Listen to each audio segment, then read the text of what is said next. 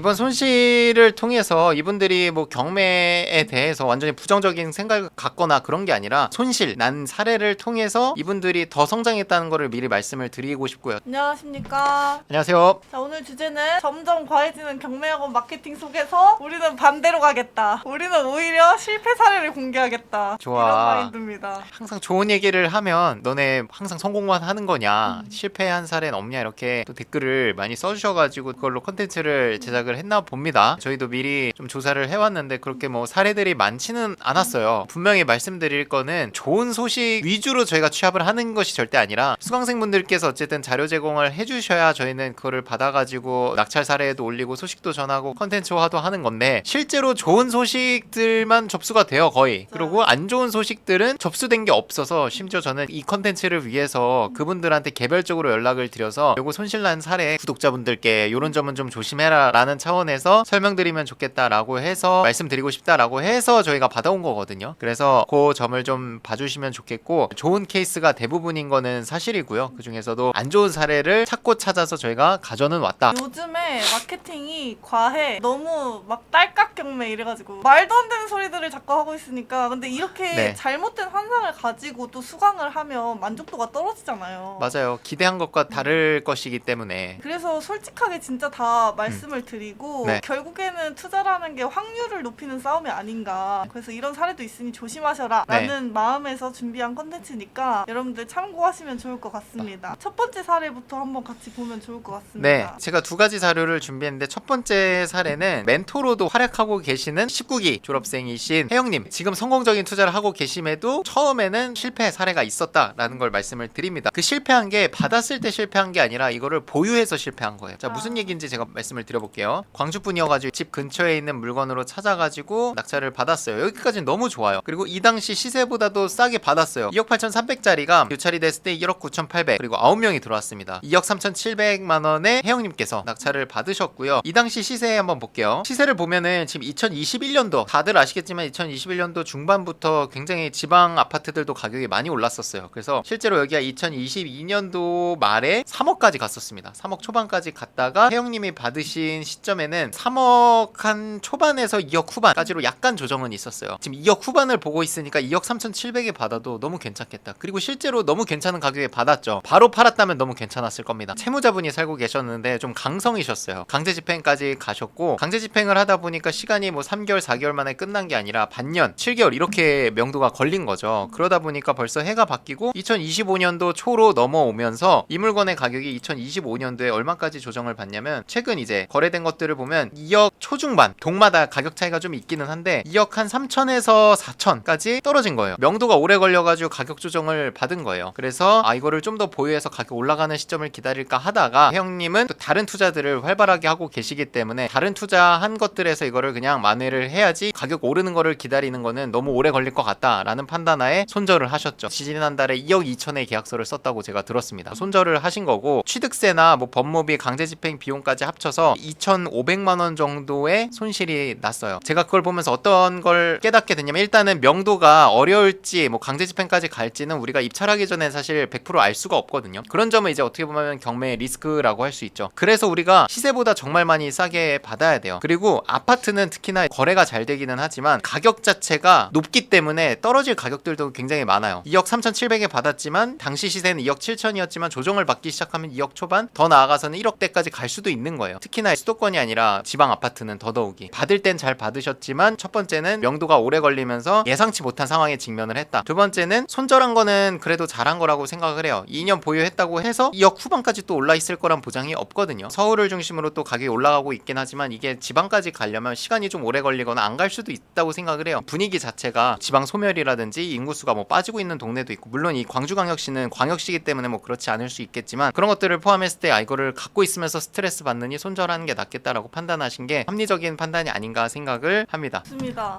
또 이게 실패 사례만 말씀드리면 네. 섭하잖아요. 네. 어떻게 하시다가 또 멘토까지 하시게 되셨는지 투자 성과가 네. 어마어마합니다. 다 말씀드릴 수는 없지만 강남권에 살고 계세요. 그래서 그 물건도 공개를 할 수는 없어요. 지금 실입주를 해서 거주하고 계시기 때문에 그거는 제가 공개를 할 수는 없지만 강남권에 있는 완전 초역세권 아파트를 당시 3, 4억 정도 싸게 받았고 제가 기억하기로 1년 정도 지났나요? 1년 정도 지났는데 그 사이에 강남 쪽에 가격이 올라가게 되면서 시세 차익이 얼추 한 8억 정도는 될 것 같아요. 6천, 7천 들여서 인테리어를 싹 하셨고 그 집에 실입주를 해 계신 상태고 강남권인데 나가면은 7호선 역세권이 있습니다. 완전 도보 1분 컷. 도보 1분. 진짜 넘어지면은 바로 지하철. 기수 수강생들하고 같이 집들이도 하셨다는데 네. 그 사진을 제가 봤는데 너무 좋게 해놨더라고요. 인테리어. 맞아요. 이 집이 인테리어된 7호선 강남권 역초역세권에 있는 아파트 가서 그냥 파티를 한 게 아니라 또 스터디를 하셨네. 화면 띄워놓고 막 공부를 하고 계시는데 혜영님은 제가 알기로는 이 집은 또 신혼집으로 쓰실 거라 이렇게 인테리어를 깔끔하게 해놓으셨습니다. 야 대단하다. 어쨌든 손절한 게 있기는 하지만 그것뿐만 아니라 지금 혜영님은 공간임대 사업을 또 하고 계셔가지고 거기서 꾸준히 월 현금 흐름을 만들고 계시고 빌라 단타매도 그리고 실거주 아파트도 받았고 그리고 저희 멘토로서도 활동을 하고 계시고 그래서 정말 투자자로서 좋은 영향력을 여기저기 이제 주고 계시는 분이라고 할 수 있겠습니다. 좋습니다. 두 네. 번째 사례 또 같이 보시죠. 네. 자, 두 번째 사례는 어떤 케이스냐면 이미 입찰하실 때 1주택자였고 두 채를 동시에 같은 날에 입찰을 아파트 큰 거를 하셨는데 이 두 개 다 낙찰이 되면서 하나는 취득세 8%를 내야 되는 상황이었어요. 둘 다 될 줄 모르시고 입찰하신 거겠죠? 싸게 맞아요. 해서? 왜냐면 수도권이고 부천이랑 김포에 있는 아파트거든요. 꽤 신축급 아파트들은 아무래도 경쟁이 치열하니까 두 개 입찰했을 때 하나도 되기가 어렵거든요. 보통은 이분이 조금 이제 공격적인 가격을 쓰면서 낙찰이 둘 다 돼버린 케이스예요. 주택이 하나 있고 두 채를 더 받았으니까 하나는 취득세 8%를 내야 되는 상황이었죠. 낙찰 받고 이제 매도까지 하는데 차익이 있긴 했지만 대출이자 법무비 취득세 그리고 취득세 8% 이런 것까지 합쳐서 전혀 수익이 남지 않는 상황이었습니다. 거의 그냥 손절한 사례다라고 봐주시면 될 것 같아요. 그 아파트들이 어떤 거냐면 첫 번째가 이제 부천 상동역 역세권에 있는 아파트예요. 라일락 아파트라는 단지고요. 6억 300에 받아가지고 얼마에 매도를 하셨냐면 6억 3,500에 매도를 하셨습니다. 그러면은 3,200 정도의 차익이 있는 거 아니냐라고 하지만 이 물건의 대출이자가 제가 알기로 300만 원이 넘고요. 6번 정도의 대출이자를 냈어요. 그럼 그것만 벌써 1,800만 원이거든요. 거기에 취득세 1.1%라고 했을 때 그것도 한 700만 원 정도가 나오겠죠. 법무비까지 합치면 그것도 800. 그럼 벌써 대출이자랑 세금만 해도 2,600만 원이 날라간 거예요. 기타 잡비랑 뭐 명도하고 뭐 어쩌고저쩌고 하는데 돈이 들어간 것까지 해서 남는 게 거의 없는 3,200의 차익 중에 대부분이 이제 세금이랑 비용으로 나가는 케이스다라고 봐주시면 될 것 같고 다음 물건이 문제인데 같은 날에 받은 거예요. 이 장기동에 있는 한강 센트럴자 1단지 요게 4억 1,500만 원의 낙찰을 받았는데 4억 5천에 매도를 하셨습니다. 아무래도 취득세 8%를 금액이 작은 거에 치는 게 훨씬 더 세금이 낮아지겠죠. 그래서 요 물건의 취득세 8%를 계산을 하셨고 4억에 8%면은 3,200만 원이거든요. 그걸 내니까 남는 게 없죠. 그것만 해도 4억 5천이 되는 거예요. 취득세 법무비랑 낙찰받은 금액 합치면서 4억 5천이고 거기에 대출이자까지 합치면은 손실이 꽤 크겠죠. 9월에 낙찰 받아서 2월에 잔금 납부하셨으니까 대출이자 한 5번 정도 냈을 것 같네요. 이렇게 두 개 물건을 동시에 낙찰 받아서 취득세 8%도 물고 매도 차익 자체가 크지 않다 보니까 실거주도 아니었는데 거의 실거주 입장에서 가격을 쓰시다 보니 안타까운 사고가 났다라는 거. 차라리 안 되는 게 나은 거죠. 이거는 거의 손실이니까. 그래서 좀 안타까운 사례다라고 말씀드릴 수 있겠네요. 계속 폐차를 하시니까 급해져가지고 그거를 제일 조심해야 돼요. 낙찰이 안 된다고 해서 가격을 올렸을 필요는 없거든요. 올렸었다가 시세보다는 싸게 받았지만 다 정리하고 남는 돈이 없는 경우가 되게 많아요. 왜냐면 생각보다 나가는 비용들이 되게 많거든요. 특히나 이렇게 4억대 6억대 아파트들은 한 달 한 달 나가는 돈이 굉장히 커요. 대출 80%로 받는다고 했을 때 둘 다 낙찰이 됐을 때 대출이자가 합쳐서 뭐 500만 원이 넘으니까 이분이 다행히 사업하시는 분이어가지고 대출이자 500만 원씩 나가는 걸 감당을 했지 직장인이었으면 이 5개월 동안 일상생활이 거의 불가능할 수도 있거든요. 진짜 계속 말씀드리지만 그런 것들을 다 생각하고 이 계획을 잡고 대출 나갈 거 생각해서 입찰을 해야겠죠. 앞으로는 이번 손실을 통해서 이분들이 뭐 경매에 대해서 완전히 부정적인 생각을 갖거나 그런 게 아니라 손실 난 사례를 통해서 이분들이 더 성장했다는 거를 미리 말씀을 드리고 싶고요. 첫 번째가 아까 혜영님 케이스는 말씀을 드렸고 두 번째 케이스의 주인공분도 본인 사업 열심히 하고 있고 경매 투자도 계속 반복적으로 하고 있습니다. 눈에 띄는 매도 사례는 이제 두 번째 케이스이신 분은 없지만 어쨌든 계속적으로 경매에 도전하고 있다는 거 저는 뭐 나쁘지 않다고는 생각을 합니다. 그리고 제가 이제 세무사님께 여쭤봤는데 매매 사업자로 매도하는 거는 제가 지금 컨텐츠로 하고 있는 거 개인으로 매도했을 때니까 1년 동안 상계가 되는데 매매 사업자로 손실 난 거는 15년 동안 상계 처리가 된다고 해요. 이야.